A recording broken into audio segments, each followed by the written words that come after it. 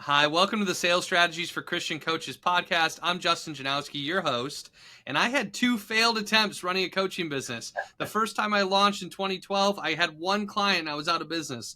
The second time, 3 years later, I had three clients and I was out of business. In the third attempt, 3 years after that, I've had over 1,000 clients, work actively with over 100 Christian coaches now. And the big difference was surrendering my business to God and trusting Him, and following that up with really aligned action, specifically building a system around sales and marketing that could effectively work. And that's what this podcast is designed to do. It's designed to help you, the Christian coach or entrepreneur, learn how to make more sales and do it in a high integrity way that's sustainable over time. Today, I've got a special guest, Mr. John Bentley. John is a great author. He's a great speaker. He's a great coach. He's a friend. He's a client. He came out and spent a day in Milwaukee with my wife, Kara, and I, and our kids. We got to go to dinner together, and him and I worked together for 8 to 10 hours on his business over a little over a day, and helped him with his business plan. And he's been lighting the world on fire, doing some really cool things. He's closed over $100,000 in deals in a short period of time since coming out to Milwaukee. And so I said, hey, John, we need to talk about sales and leadership and your new book, I Lead Me, on the podcast. And here he is. John, thank you so much for joining me on the show. Oh, thanks, Justin. I appreciate the invitation and just excited to share with everyone how I applied what you taught me. Yes. Okay, awesome. Well, we met actually through referral, which is one of the coolest things. I know today we're going to talk about relationship selling. That's actually relationship marketing. You were introduced to me by Johnny Wan, a mutual friend of ours, and we had a nice conversation, and ultimately you decided to come to Milwaukee and do that private coaching day. Can you just walk us through that? What was going through your mind when we had that sales conversation? Because that was a big investment. You spent over $10,000 to come out with me. What was going through your mind? Why did you decide to make that investment? Well, it's amazing because you had a great conversation with me on the phone and left the decision up to me. There was no pressure whatsoever. And I've tried other programs and they failed for a couple of reasons. One, people didn't do what they said they would do. They were so-called experts. And two, I didn't always apply what I learned. So what made it special is I could sense you're genuine, that you have a way to look at people and offer a program that'll make sense to them and the way they like to sell. And that sold me. And not only did you sell me on that, you delivered on it as well. Thank you. Thank you so much. You pointed out something that I think is important, that I allowed you to make your decision. And so there's like a leadership in that, we believe in ending every sales call with yes, no, or the next call booked. And so when you were in that decision-making phase, we line up that next time so that we didn't have awkward follow-up. We knew that a decision would be made and we knew when.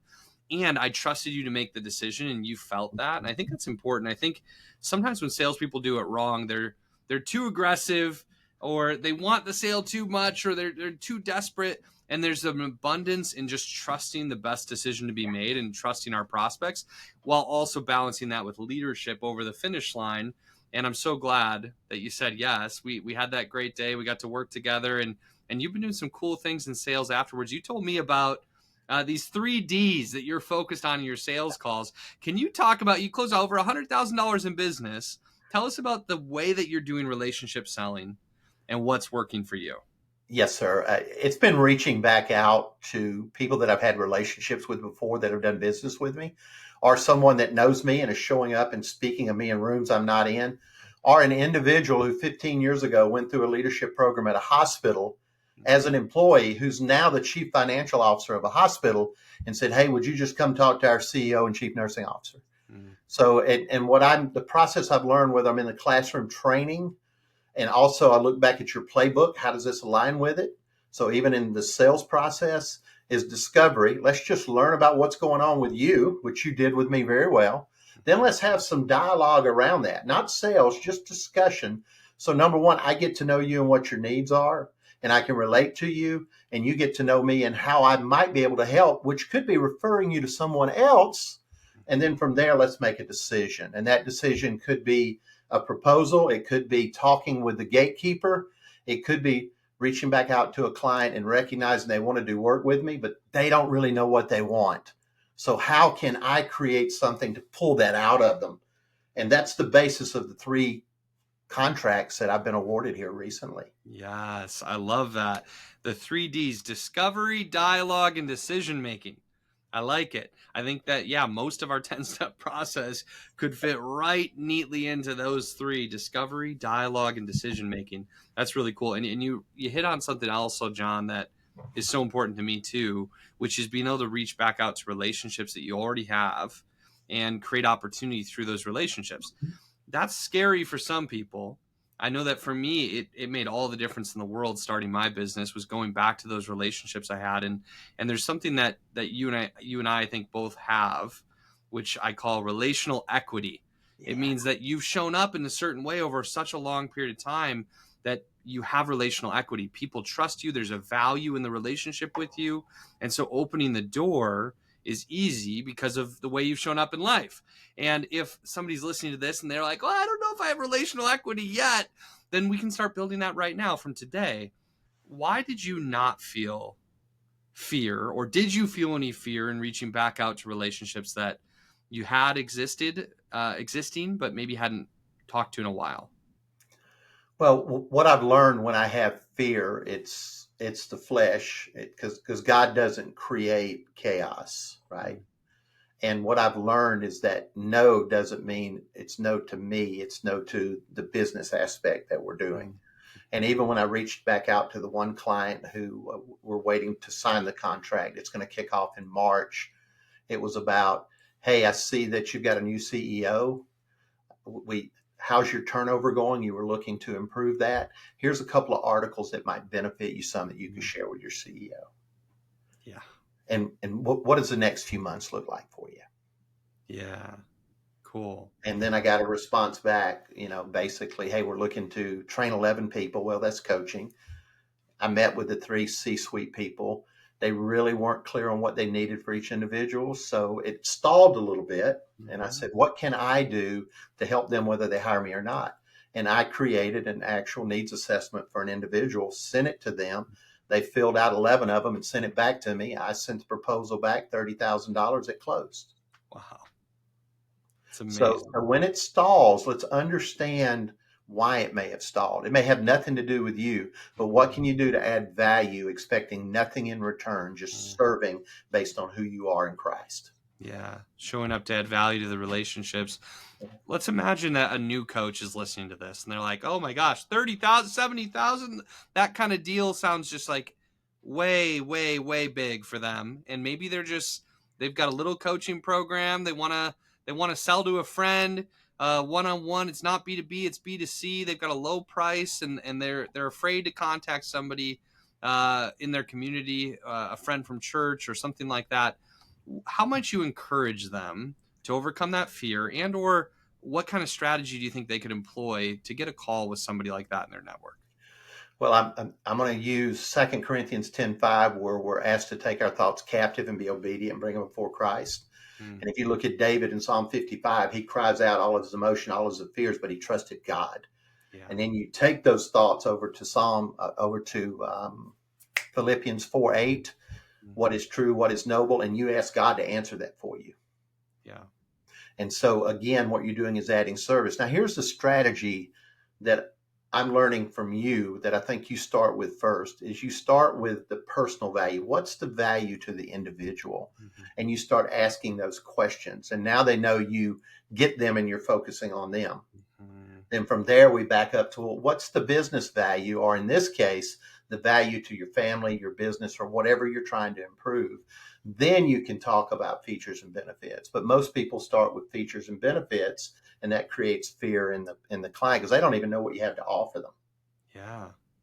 Is that helpful? Yeah, super helpful. So what I'm hearing is two things. Like, one, just like trusting God, bringing the fear, the concern, the worry in front of him, letting him tell us what the truth is. And that's so helpful. That's what so many people need to hear. Some people could just pause this episode and say, okay, let me just do this right now. Because for most people, it's not even the strategy of what they're going to say or how they're going to do it. It's just actually taking the first step of reaching out to somebody. And if we've got relational equity, if we've got a friendship, we've got a relationship, all we actually have to do is ask for the call in so many cases. But but some people are just afraid to do that first thing. And so that's most important. Then what you're reminding us is when we do reach out, that we're making the sales opportunity, like the sales call. It's really coaching. It's about the other person rather than the features and benefits. So instead of like having to pitch our program or this big idea, we're just getting on a call and asking questions to the other person, getting to know them, figuring out what they need, adding value, as you've talked about already. And then, of course, if they want support, presenting our offer at that point. Yeah, good. Amen. Okay, cool. I like it. When you're doing this work, John, you're getting hired for these big contracts to provide some leadership training. Yeah. Can you talk about the kind of leadership training? Tell us a little bit more about what you do. What do you provide? Who do you provide it for? Well, it's amazing because when I met with the chief nursing officer and the CEO at this hospital, I was introduced by the lady that's the CFO. 1 hour meeting. That's all I had with them. I showed up and said, this is about discovery. Just want to understand what you're going through, see how I can offer some insights that may help you. And then the CEO, about 45 minutes in, said, John, what's different about your leadership program than all the others? Glad you asked. Most leadership programs or training start with a skill. How to delegate, how to solve problems, how to make decisions, how to influence others. Mine starts with the person. And here's what I mean by that. Under pressure, people have tendencies that amplify their natural strengths, either blow up or clam up. When they blow up, they dig in and force their way. When they clam up, they give up and just do whatever anybody tells them. So if we can't help them identify and manage those emotional triggers, and now they got to solve a problem and they get under pressure and they blow up or clam up, those skills they learned are no good. So I start with the person and then we build upon that. Yeah, that's awesome. I love it. And this leads into the book that you've written, I Lead Me. And this is a good reminder for all of us, to lead ourselves first. If we want to be a leader of others, that's so critically important. One of the things that we've talked a lot about at Faith to Influence is developing aspects of our character and preparing ourselves to be the coach and the person other people are going to want to work with, and how important that is. You have written a whole book about this idea, I Lead Me. Tell us about the book. Well, it's amazing because I sat down, and this is something I use in coaching. I help people create a mental model of their life from today all the way back to their first memory. And you want to do it objectively, hold it out in front of you and not beat yourself up, show compassion. And I identified 28 stories that happened in my life, either with me, watching somebody, and each of those became a chapter in my book. So you start out with a story, then we're going to give you a leadership insight on how to overcome that obstacle, or if it's a great story, something positive, how to continue it. And then we identified a leader, past or present, Justin, who actually lived that insight. Then we give you 5 practical steps, and then we give you a time to reflect. Wow.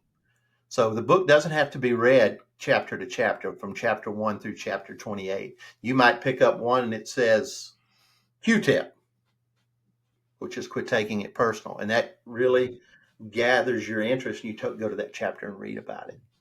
There's also in the back of the book, there's a QR code you can scan and understand what your primary self-leadership pattern is right now. And we reference you back in the book how to be an intentional leader. Yeah, cool. I've got a few more questions, but if somebody wants to find this book, where should they go? Go to Amazon.com, and in the search bar, type I Lead Me by John Bentley, and you'll have 3 options, a Kindle option, a paperback, and a hardback. I Lead Me by John Bentley on Amazon.com. I highly recommend this book. Highly recommend John. Great speaker, great leader. John, can you give people who are listening, we hope that they're going to run and grab the book. That's the best thing that they could do. But let's imagine this is somebody's only opportunity with you. Yeah. I'm putting you on the spot here. I didn't prepare you Do for it. the question. But what are 3 things that you could tell somebody to increase or improve their self-leadership that they could take right now and implement this week? 3 keys to better self-leadership. Yeah. Number 1, know the story you're leading your life from. For me, it was, I'm not good enough, because I grew up, children to be seen and not heard. Don't cry, I'll give you something to cry about. This is going to hurt me more than it hurts you. And my 7-year-old self couldn't process that emotionally because my brain's not developed. So I lived from a story of I'm not good enough. So I became a workaholic, even though I said my family was most important to me, and I would please other people just so I could feel like I had value. So write out your story and then go to God, and he'll help you rewrite that story in the identity that he has for you, because you are made in God's image to fulfill your talent and service to others. So that means you are a gift, and gift is God's image, fulfill talent. Number two, when you make a mistake, realize you can't talk your way out of something you behaved your way into. So as leaders, I don't need to justify why I made a mistake. I don't need to justify it to my family. I need to prove them through a chosen behavior that's going to have a payoff, that they can trust me, that they can learn to trust me again. And I think number three is quit taking things personally. When you see something, hear something that goes against your own paradigm, your own beliefs, quit taking it personally and become curious. So there's three things I want you to do to help you and others win. You welcome different thinking to make a decision with the information that's available. The I, you inquire with curiosity to build relationships, to increase trust and gain buy-in. And number three, you never stop serving others with your God-given talent. Amazing. Amazing. Thank you for sharing this with us. People might want to rewind and listen to all of that again. That was really, really good. What I'm grabbing from it and my interpretation of it is, number one, writing your true story. Oh. Number two, focusing on behavior rather than just speaking our way out of problems that we've made. We need to act in a way that builds trust with people. And number three, be curious rather than taking things personally. Yeah. And another way to say that is be curious, not furious. Yeah, curious, not furious. I love it. So good. Thank you so much for sharing with us today, John. This has been awesome. I love the way you show up in the world. I'm so excited to introduce you to more people, and I'm glad our audience got to hear from you today. If you're listening to this, take on the challenge of leading yourself first, especially as coaches, entrepreneurs, leaders, mothers, fathers, husbands, wives. We need to lead ourselves first so that we can lead others. And again, go out and get the I Lead Me book from John Bentley. Thanks, John. Hey, thanks. Appreciate you, Justin. God bless you, everyone. See you next week.